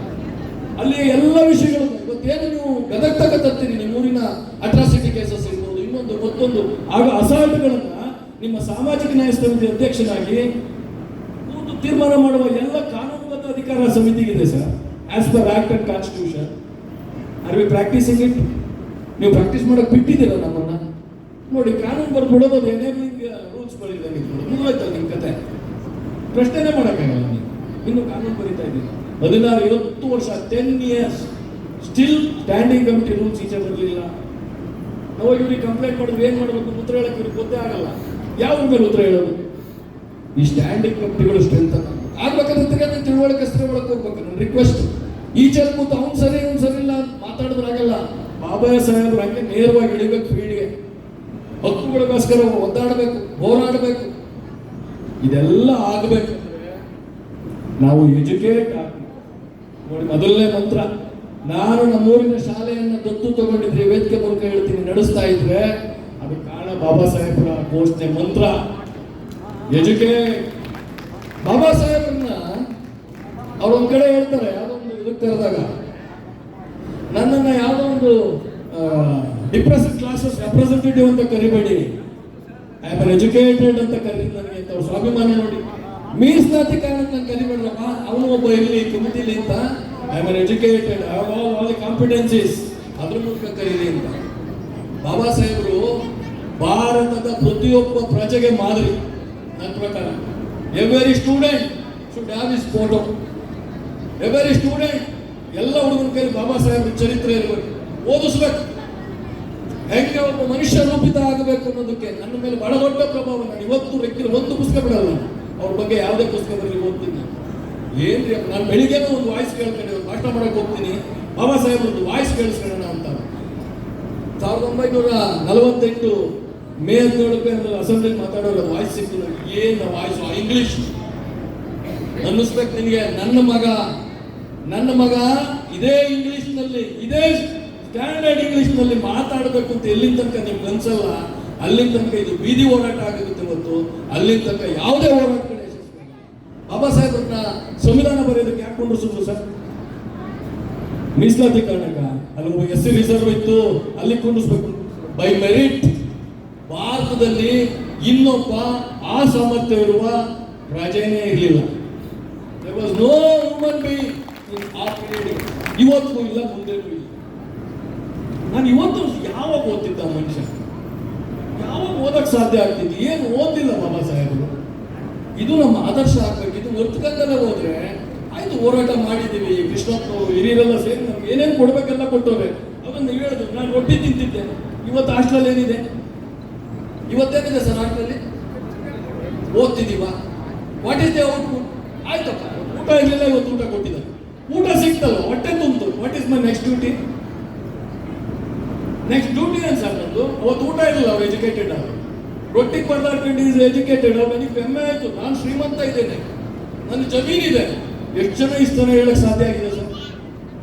Is it not the achievement? ಇದು ನಮಗೆ ರೋಲ್ ಮಾಡಲ್ಲ. ಬರೀ ಫಲಾನುಭವಿಗಳ ತನಕ ನಂಗೆ ಅದನ್ನು ಕೊಡಿ, ನಂಗೆ ಇದನ್ನು ಕೊಡಿ, ನಂಗೆ ಅದು ಎಷ್ಟು ದಿನ ಹೇಳ್ತೀರಿ? Become A decider, decision maker. ಇದಕ್ಕೆ ಪಂಚಾಯತ್ ರಾಜ್ ವ್ಯವಸ್ಥೆಯಲ್ಲೆಲ್ಲ ಶಕ್ತಿ ಇದೆ. ನೀವೆಲ್ಲ ಒಳಗಡೆ ಹೋರಾಟಗಾರರೊಳಗೆ ಬಂದು ಹೋರಾಟವನ್ನು ಪ್ರಾರಂಭ ಮಾಡಿದ್ರೆ ನಿಮ್ಗೆಲ್ಲ ಬೇಡಿಕೆಗಳು ಈಡೇರ್ತವೆ ಸರ್. ನಾನು 15 ವರ್ಷ ಅದರಲ್ಲಿ ಕೆಲಸ ಮಾಡಿ ಹೇಳಿದ್ದೀನಿ. ಹೆಂಗಿದೆ ಪರಿಸ್ಥಿತಿ ಗೊತ್ತಾ ಸರ್? ನಾನು ಪಂಚಾಯತ್ ಮೀಟಿಂಗ್ ಒಳಗೆ 25% ಖರ್ಚಾಗಿಲ್ಲ PDO ಸಾಹೇಬ್ರೆ, ಅಧ್ಯಕ್ಷರು ಯಾಕೆ ಮಾಡೋದಿಲ್ಲ ಅಂತಂದ್ರೆ ಪಕ್ಕದಲ್ಲಿ ಯಾರು ಕೇಳ್ತಾನೆ, ನಿನಗೆ ಯಾಕಣ್ಣ ಇದೇನೋ ಹಿಂಗಲಾಟಿ ಮಾಡ್ತೀಯ, ನೀನು ಸಭೆ ಒಳಗೆ ನಿಂತ್ಕೊಂಡು ನಿನಗೆ ಬಿಡೋಣ, ಅವ್ನು ಮಾತಾಡ್ಕೊತಾನೆ. ನನ್ನ ಜವಾಬ್ದಾರಿ ಅಲ್ವಾ? ನನ್ನ ಜವಾಬ್ದಾರಿ ಅಲ್ವಾ? ಇನ್ನೂ ಈ ಮನಸ್ಥಿತಿ ಇದೆ. ಅದು ಸುಲಭ ಇಲ್ಲ. ಅಂಬೇಡ್ಕರ್ ಸಂವಿಧಾನ ಕೊಟ್ಟುಬಿಟ್ರು, ನಮ್ಗೆ ಅವಕಾಶ ಕೊಟ್ಟರು, ವಿ ಆರ್ ನಾಟ್ ಪಾರ್ಟಿಸಿಪೇಟಿಂಗ್. ಸಮಸ್ಯೆ ಇರೋದು ಅಲ್ಲಿ, ನಾವು ಭಾಗಿದಾರರಾಗ್ತಿಲ್ಲ, ನಮ್ಮ ಹಕ್ಕುಗಳಿಗಾಗಿ ಧ್ವನಿ ಎತ್ತುತ್ತಿಲ್ಲ. ದಯವಿಟ್ಟು ಸ್ವಾಭಿಮಾನಿಗಳಾಗಿ ಆ ಭಾಷಣ ಕೇಳಿ. ನೀವು ನಿಮ್ಮ ಮೊಬೈಲಲ್ಲಿ ಇವತ್ತೆಲ್ಲ ಸ್ಮಾರ್ಟ್ ಫೋನ್ ಗೊತ್ತಿದ್ರಿ, ದಿನ ಒಳಗೆ ಅನ್ಸುತ್ತೆ ಒಂದು 5 ನಿಮಿಷ ಬಾಬಾ ಸಾಹೇಬ್ರದ್ದು ಭಾಷಣ ಕೇಳ್ರಿ. ಹೌ ಈಸ್ ಆ ಇಂಗ್ಲಿಷ್ ಎಲ್ಲ ಹಕ್ಕುಗಳನ್ನ ದಯಮಾಡಿ ಸ್ಥಳೀಯ ಸರ್ಕಾರಗಳು, ಪಂಚಾಯತ್ ರಾಜ್ ವ್ಯವಸ್ಥೆ, ವಿಕೇಂದ್ರೀಕರಣ ವ್ಯವಸ್ಥೆ ನಿಮ್ಗೆ ಇವತ್ತು ಬಹಳ ದೊಡ್ಡ ಮಟ್ಟದಲ್ಲಿ ಕೊಟ್ಟಿದೆ. ಸ್ಥಾಯಿ ಸಮಿತಿಗಳ ಆಕ್ಟಿವ್ ಆಗಬೇಕು. ನೀವು ಸಾಮಾಜಿಕ ನ್ಯಾಯ ಸಮಿತಿ ಅಧ್ಯಕ್ಷರಾಗಿ ಚೆನ್ನಾಗಿ ಕೆಲಸ ಮಾಡಬೇಕು, ಅಧ್ಯಕ್ಷ ಉಪಾಧ್ಯಕ್ಷರಾಗಿ ಕೆಲಸ ಮಾಡಬೇಕು, ಗ್ರಾಮ ಸಭೆಗಳನ್ನ ನಡೆಸಿಸ್ಬೇಕು. ಈಗ ನೆಕ್ಸ್ಟ್ ಕೆಲಸನೇ ಅದು. ಈ ಕೊಡಿ ಎಲ್ಲರಿಗೂ ಅರ್ಜಿ. ಗದಗ ತಾಲೂಕು ಅಧ್ಯಕ್ಷರು ನಾನು ಕೇಳ್ಕೊಂಡು ಜಿಂಗಿ ಸಾಹೇಬ್ರು ಇಲ್ಲೇ ಇದ್ದಾರೆ, ಇಲ್ಲಿಂದ ಪ್ರಾರಂಭ ಆಗಲಿ. ಜಿಂಗಿ ಸಾಹೇಬ್ರು ಬೈಕೋಬಹುದು, ನಾನು ನಿಮ್ಗೆ ಕರೆಸಿದ್ದೆ ಅಲ್ಲ. ನನಗೆ ಗೊತ್ತು ಸರ್. ನಾನು ರಿಕ್ವೆಸ್ಟ್ ಮಾಡ್ತೀನಿ ಈ ವೇದಿಕೆ ಮೂಲಕ ಈ ತಾಲೂಕು ಅಧ್ಯಕ್ಷರು ಒಂದು ಲೆಟರ್ ಕೊಡಿ, ತಾಲೂಕಿನ ಎಲ್ಲ ಗ್ರಾಮ ಪಂಚಾಯಿತಿಗಳಲ್ಲಿ ಇಮಿಡಿಯೇಟ್ ಆಗಿ ಪರಿಶಿಷ್ಟ ಜಾತಿ ಪಂಗಡದ ಗ್ರಾಮ ಸಭೆಗಳನ್ನು ನಡೆಸುವ ಕ್ರಮ ಕೈಗೊಳ್ಳಿ ಕೊಡಿ. ಇಲ್ಲಿಂದ ಪ್ರಾರಂಭ ಚಳವಳಿ ಶುರುವಾಗದ್ರೆ ಕಾನೂನುಬದ್ಧ ಹೋರಾಟವನ್ನು ನೀವು ಪ್ರಾರಂಭ ಮಾಡಿ. ಇದು ನಿಜವಾಗಲೂ ಬಾಬಾ ಸಾಹೇಬರು ನಮ್ಗೆ ಎಲ್ಲ ಕೊಟ್ಟು ಹೋಗ್ಬಿಟ್ಟಿದ್ದಾರೆ. ನಾವು ಫಲಾನುಭವಿಗಳೆಲ್ಲ ನಾವು ಅಳಿಸ್ಬೇಕು, ನಾವು ಭಾಗಿದಾರ. ಈ ಘೋಷಣೆಯೊಂದಿಗೆ ನಾವು ಹೋದ್ರೆ ನಿಜವಾಗ್ಲೂ ನಮಗೆ ಏನು ಅಧಿಕಾರ, ನಮ್ಮ ಪಾಲು ನಮಗೆ ಸಿಗಬೇಕು, ನಮಗೇನು ನ್ಯಾಯ ಸಿಗಬೇಕು, ಅದು ಸಿಗುವಂತ ಎಲ್ಲ ವ್ಯವಸ್ಥೆ ಪಂಚಾಯತ್ ರಾಜ್ ವ್ಯವಸ್ಥೆ ಇದೆ. ಹಿರಿಯರು ಎಲ್ಲ ವ್ಯವಸ್ಥೆಯನ್ನು ಮಾಡಿದ್ದಾರೆ. Not only panchayat Raj, corporation ಇರ್ಬೋದು, ನಗರ ಸ್ಥಳೀಯ ಸರ್ಕಾರಗಳಿರ್ಬೋದು, 73-74ನೇ ತಿದ್ದುಪಡಿ ಎಲ್ಲರೂ ದೊಡ್ಡ ಶಕ್ತಿಯನ್ನು ಕೊಟ್ಟಿದೆ. ಪಂಚಾಯತ್ ರಾಜ್ ವ್ಯವಸ್ಥೆ ಈ ದೇಶದಲ್ಲಿ ಸಾಮಾಜಿಕ ನ್ಯಾಯಕ್ಕಾಗಿ ನಡೆದ ಒಂದು ರಕ್ತರಹಿತ ಮೌನ ಕ್ರಾಂತಿ. ಇಷ್ಟು ಪಡ್ಕೋಬೇಕಾದ್ರೆ ಸುಮ್ಮನೆ ಇಮ್ಯಾಜಿನ್ ಮಾಡಿ, ನಾವು ಸುಮಾರು 99,000 ಜನ ಜನಪ್ರತಿನಿಧಿಗಳಿದ್ದೇವೆ. ಅದರಲ್ಲಿ 55% ಹೆಣ್ಣು ಮಕ್ಕಳಿದ್ದಾರೆ. ಸಾಧ್ಯ ಆಯ್ತಾ? ಈ ಪಂಚಾಯತ್ ರಾಜ್ ವ್ಯವಸ್ಥೆ ಇದ್ದಿದ್ರೆ ಸಾಧ್ಯ ಆಯ್ತಾ? ಇವತ್ತು ಇನ್ನು ಅಸೆಂಬ್ಲಿ ಒಳಗಡೆ ನಿಮಗೆ ಪಾರ್ಲಿಮೆಂಟ್ ಅಲ್ಲಿ 30 ಜನ ಕಳ್ಸಕ್ಕಾಗ್ತಾ ಇಲ್ಲ. ಇವತ್ತು 55% 155 ಜನ ಹೆಣ್ಮಕ್ಳು ಚೇರ್ಮನ್ ಅದರ, ಉಪಾಧ್ಯಕ್ಷರಿದ್ದಾರೆ, ಸ್ಥಾಯಿ ಸಂಸ್ಥೆ ಅಧ್ಯಕ್ಷಗಳಿದ್ದಾರೆ. ಎಂತ ಕ್ರಾಂತಿ! ಎಲ್ಲ ಪರಿಶಿಷ್ಟ ಜಾತಿ ಪಂಗಡದವರು. ನನ್ನ ಸಣ್ಣ ಉದಾಹರಣೆ ಸರ್, ಚಿಕ್ಕಮಗಳೂರಲ್ಲಿ ಓದ್ತಾರೆ ಜಿಲ್ಲಾ ಪರಿಷತ್ತಲ್ಲಿ ಸರ್, ಕುಮಾರಿ ಚೈತ್ರ ಅಂತ, she was engineering graduate, belongs to Sudugadsiddha, 3,500 ಜನಸಂಖ್ಯೆ. ಬಾಬಾ ಸಾಹೇಬರ ಈ ವ್ಯವಸ್ಥೆ ಒಬ್ಬ ಮೈಕ್ರೋ ಮೈನಾರಿಟಿ ಕಮ್ಯುನಿಟಿ, ಒಬ್ಬ SC ಹೆಣ್ಣು ಮಗಳಿಗೆ ಜಿಲ್ಲಾ ಪರಿಷತ್ತಿನ ರಾಜ್ಯ ಸಚಿವ ಸ್ಥಾನಮಾನದ ಅಧ್ಯಕ್ಷತೆಯನ್ನು ಕೊಡಿಸ್ಕೊಟ್ಟಿತ್ತು. ಎಂತ ಹೆಸರು ಮಾಡಿದ ಹೆಣ್ಮಗಳು ಇವತ್ತು ಜ್ಞಾಪಿಸ್ಕೊಂತಾರೆ ಅಂತ ಒಳ್ಳೆ ಜಿಲ್ಲಾ ಪಂಚಾಯತ್ ಅಧ್ಯಕ್ಷ ಅಂತ. ಒಂದು ಕೊನೆ ಕಥೆಯೊಂದಿಗೆ ನಾನು ಮಾತು ಮುಗಿಸ್ತೀನಿ. ನಮಗೆ ಟ್ರೈನಿಂಗ್ ಆಗ್ಬೇಕಂತದ್ದು ಗುರುಮೂರ್ತಿ ಸರಿಗೆ ಗೊತ್ತಿರ್ಬೋದು, ಅದು ಶಿವಮೊಗ್ಗ ಜಿಲ್ಲೆದು, ನಮ್ಗೆ ಯಾವ ಊರು ಗೊತ್ತಿಲ್ಲ. ನಮಗೆ ಗ್ರಾಮ ಪಂಚಾಯತಿ ತರಬೇತಿ ಆಗ್ಬೇಕಂದ್ರೆ ವಿಡಿಯೋ ತೋರಿಸೋದು ಡಾಕ್ಯುಮೆಂಟ್ ಸರ್. ನಿಮ್ಮ ಭಾಗದಲ್ಲಿ ಶಿವಮೊಗ್ಗ ತಾಲೂಕಿನ ಒಂದು ಘಟನೆ ಸರ್. ಶಿವಮ್ಮ ಅಂತ ಒಬ್ಬ SC ಹೆಣ್ಣು ಮಗಳು, ನಮಗೆ ಧೈರ್ಯವಾಗಿ ಹೆಂಗೆ ಕೆಲಸ ಮಾಡಬೇಕು, ಹೆಂಗೆ ಮುನ್ನುಗ್ಗಬೇಕು, ಅದನ್ನು ಬಿಡಬೇಕು. ನಾವು ಕೆಳವರ್ಗನಲ್ಲೂ ಮೇಲ್ವರ್ಗನಲ್ಲ, ಅದು ನನಗೆ ನಮ್ಮ ಲೀಡರ್ಗಳು ನನಗೆ ಅರ್ಥ ಆಗಲ್ಲ ಸರ್ ಇದೊಂದು ಪದ. ದಯಮಾಡಿ ನಿಮ್ಮಲ್ಲಿ ನನಗೆ ನೋವಾಗುತ್ತೆ ಸರ್. ನಿಮಗೆ ನಾವು ಕೆಳವರ್ಗ, ಯಾಕೆ ಕೆಳವರ್ಗ? ಯಾರು ಹೇಳಿದ್ರು ನಾವು ಕೆಳವರ್ಗ ಅಂತ? Depression class. ಎಸ್, ನಾವು ಗಮನಕ್ಕೆ ಒಳಗಾಗಿದ್ದೀವಿ, ನಾವು ಶೋಷಣೆಗೆ ಒಳಗಾಗಿದ್ದೀವಿ, ನಾವು ಕಡೆಗಡೆ ಬಳಸಿ. ನಾವು ಅಂಬೇಡ್ಕರ್ ಸಾಹೇಬ್ ಎಲ್ಲೂ ಬಳಸಿಲ್ಲ ಸರ್. ನಾನು ಇಡೀ ಲಿಟ್ರೇಚರ್ ಹುಡುಕ್ಬಿಟ್ಟೆ, ಅದೊಂದು ಹೊಸ ಪ್ರಾಕ್ಟೀಸ್. ಕೆಳವರ್ಗದವರು, ನಾನೇ ಕೆಳವರ್ಗದವರು. I am equal to you, but you are depressing me, you are oppressing me. ನಾನೇ ಘೋಷಣೆ ಮಾಡ್ಕೊಂಡು ನಾನು ಕೆಳವರ್ಗ ಅಂತ ಅವ್ರು ಮೇಲ್ವರ್ಗ, ಅವನೇ ಮೇಲ್ವರ್ಗ, ನಾನೇ ಕೆಳವರ್ಗ. ಯಾವ ವಿಷಯದಲ್ಲಿ? ಆ ಪದ ಬಳಕೆ ದಯವಿಟ್ಟು ತಿಳಿಸಿ. ಅಲ್ಲಿಂದ ಶುರುವಾಗಬೇಕು. ನಾವೇ ರೂಢಿ ಮಾಡ್ತಿದ್ದೀವಿ, ನಾವು ಕೆಳವರ್ಗದವರು, ಅವ್ರು ಮೇಲ್ವರ್ಗ, ನಾವು ಕೆಳವರ್ಗದವರು. I am equal. ಇವಾಗ ನನಗೆ ತುಳಿತಿದ್ಯಪ್ಪ, ನಾನು ತುಳಿದುಕೊಳಗಾಗಿದ್ದೀನಿ ಅಷ್ಟೇ. ಶಿವಮ್ಮನ ಕತೆ ಸರ್. ಒಂದು ಗ್ರಾಮ ಪಂಚಾಯತಿ ಎಲೆಕ್ಷನ್ ಆಗುತ್ತೆ ಸರ್. ಶಿವಮ್ಮ ಒಬ್ಬ SC ಹೆಣ್ಮಕ್ಳು ಗೆದ್ಬಿಡ್ತಾರೆ ರಿಸರ್ವೇಶನ್ ಅಲ್ಲಿ.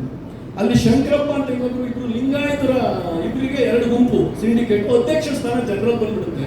ದೊಡ್ಡ ಜಗಳ ಶುರುವಾಗುತ್ತೆ. ದೊಡ್ಡ ಶಿವಮ್ಮ ಯಾರು ಓಟ್ ಹಾಕ್ತಾಳೋ ಆಕೆ ಅವನು ಅಧ್ಯಕ್ಷ ಆಗ್ತಿರ್ತಾರೆ. ಶಂಕರಪ್ಪ ನಾನು ಇವತ್ತು ಏನಂತ ಮಾಡ್ಬಿಡ್ತಾನೆ, ಅವನು ಎದುರುಗಡೆ ಪುನಃ ಇದೆ ಹೆಸರು. ಅವನು ನನ್ಗೆ 1 ಕಣ್ಣು ಹೋದ್ರೂ ಪರವಾಗಿಲ್ಲ, ಅವ್ನು 2 ಕಣ್ಣು ಹೋಗ್ಲಿ ಅಂತ ಶಿವಮ್ಮ ಅಂತ ಅಧ್ಯಕ್ಷ ಮಾಡ್ಬಿಡ್ತಾನೆ ಜನರಲ್ ಸ್ಥಾನಕ್ಕೆ. ಸರ್, ನೀವು ಹೇಳಬೇಕು, ನಾನು ಯಾಕೆ ಈ ವಿಷಯ ನಿಮ್ಗಳಿಗೆಲ್ಲ ಹೇಳ್ತಿದ್ದೀನಿ ಅಂದ್ರೆ, ಸಿಕ್ಕ ಅಧಿಕಾರವನ್ನ ನಮಗೆ ವಜ್ರಾಯುಧ ಬಂದಾಗ ಅದನ್ನು ಬಳಸ್ತಲೇ ಹೋದ್ರೆ ಅಥವಾ ಬಳಸಿದ್ರೆ ಏನಾಗುತ್ತೆ ಅನ್ನೋದು ಇದು ನೈಜ ಘಟನೆ. ಡಾಕ್ಯುಮೆಂಟ್ ಮಾಡೋರೆ, ನಮಗೆ ಟ್ರೈನಿಂಗ್ ಅಲ್ಲಿ ತೋರಿಸ್ತಾರೆ ಅದನ್ನ.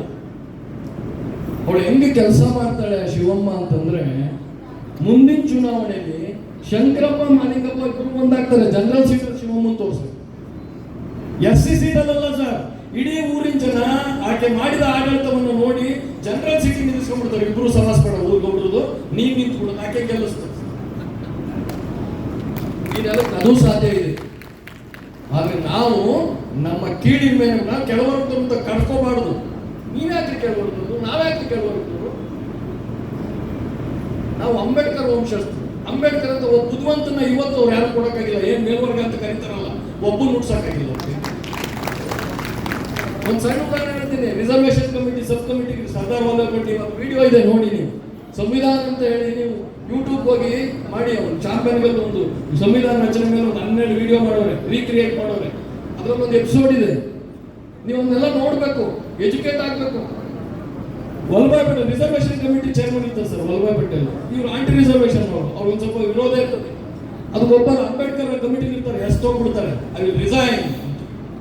ಸರ್, ಸರ್ದಾರ್ ವಲ್ಲಭಾಯ್ ಪಟೇಲ್ ಮನೆ ಹತ್ರ ಹೋಗ್ತಾರೆ, ಏನಂತ ಹೇಳ್ತಾರೆ ಆ ವಿಡಿಯೋ ನೋಡಿ, ಅದು ಲಿಟ್ರೇಚರ್ ಇದೆ, ವಿಡಿಯೋದಲ್ಲಿ ಕ್ಲಿಯರ್ ಆಗಿದೆ.